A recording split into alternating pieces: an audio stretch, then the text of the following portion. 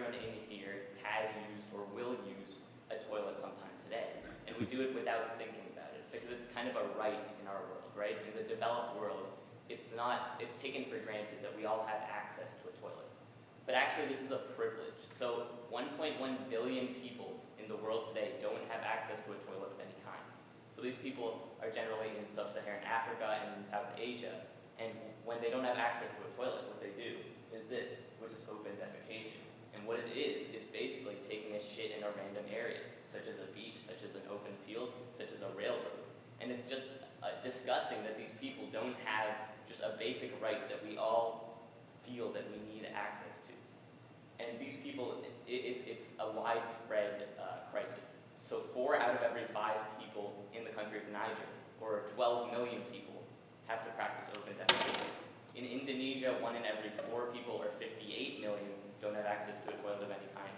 In India, the country that my parents are from, the inspiration for my project, 650 million people, or 54% of the population, have no access to a toilet of any kind. So this is a huge epidemic in these third world countries. So just because it's a problem because it's a basic right that people should have access to, but there's also these things called pathogens. So pathogens are microorganisms that can cause disease in hosts. So in just 1 gram of feces, there are 50 diseases, 1 million bacteria, 10 million viruses, 100 worm eggs, and 1,000 parasite cysts. These can cause death and disease such as tuberculosis, such as cholera, such as anemia, all these horrible things. One particularly nasty form is these worm eggs. So what happens is these worm eggs are passed in feces. They mature into larvae outside the human's body. Then they attach to people's feet and wriggle their way into their intestines, where they suck blood from people. It's a disgusting, it's a horrible epidemic that's facing these third world countries. Something that's one of the worst forms of diseases is actually something that we joke about here, diarrhea. So when people don't think of diarrhea as something serious, but actually it's the 2nd biggest killer of children worldwide today. 4,000 children die every day from diarrhea. It's a bigger killer than AIDS, measles, and malaria combined. So that's not something we normally think about. But actually, because of these people not having access to sanitation, because they have no way to dispose of their waste, it's very easy for them to transmit diseases through either the water supply or through other food, and they just end up poisoning entire populations.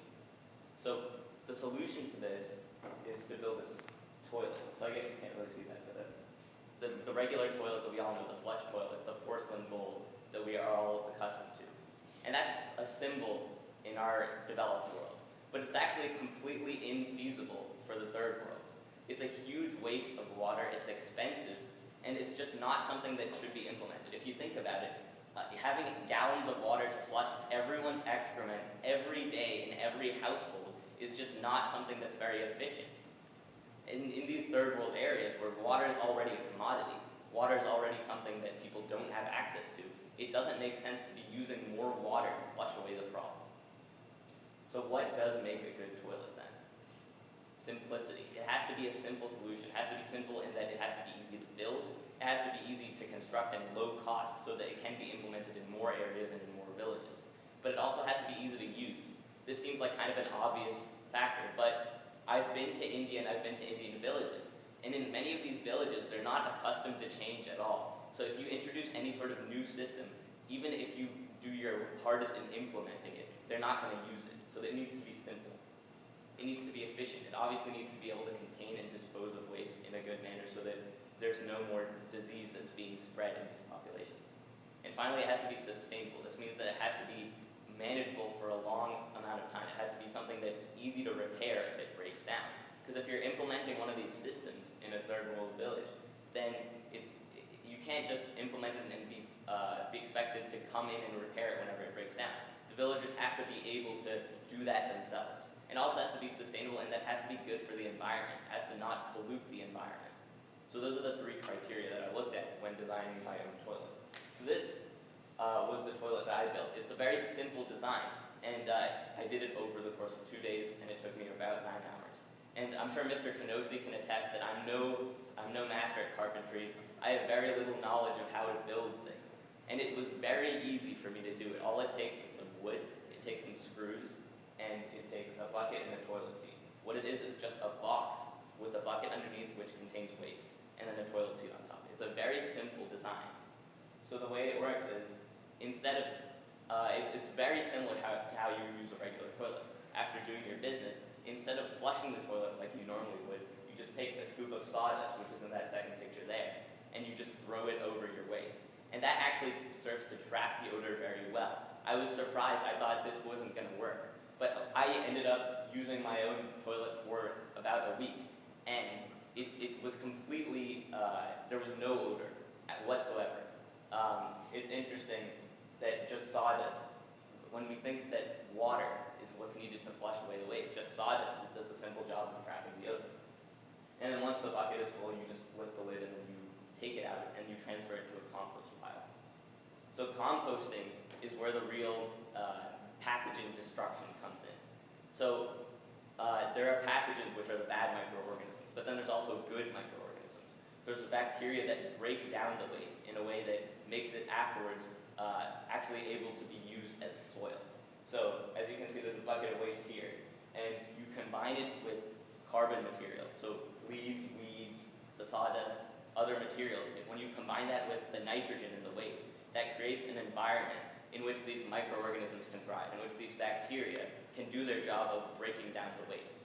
So over the course of around a week, this destroys almost all the pathogens in waste. So I measured this by measuring the temperature of the pile, because when these microorganisms do their work, they give off heat. So I measured this over the course of 5 days, and it went from 60 degrees to 80 degrees over the course of that 5 days. So clearly, this process was working. And then afterwards, if you leave it for a longer period of time, the compost pile cures, and after around a year, it basically becomes soil. It's soil that you can apply to your garden, and it's soil that you can use to grow crops.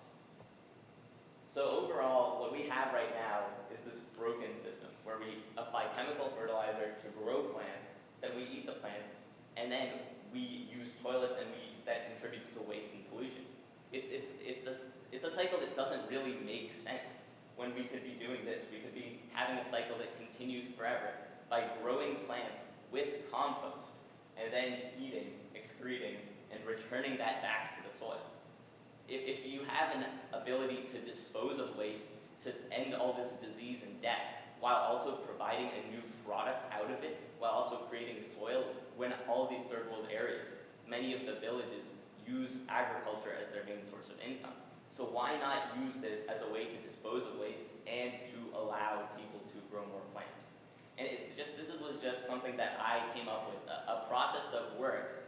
And I just thought about this. I researched it for a couple of months and a couple of weeks. So it's just with my effort, with my caring about this process, you can make a small change. Now we need more people to care about it. We need more people to get involved in the sanitation crisis. We need more people to just work together to get solutions. But it's amazing what we can all do when we give a crap.